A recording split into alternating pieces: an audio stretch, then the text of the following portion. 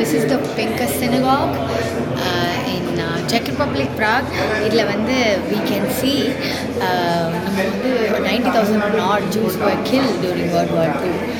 அவங்களோட name, அவங்களோட date of birth and also the date on which they were deported to the camp. நம்ம நாசி இருக்கும்போது அவங்கள வந்து ஜூஸ் எல்லாம் அவங்களுக்கு they were against the Jews. So they were asked to go to the refugee camp. So அந்த dates அதான் இங்கே inscribe பண்ணியிருக்காங்க. There were 90,000 odd Jews who were moved from their houses were destroyed. அவங்களுக்கு refugee camp கொடுத்து அவங்க அங்கே இருந்தாங்க. And they had to face a lot of hardships during their stay in the camp.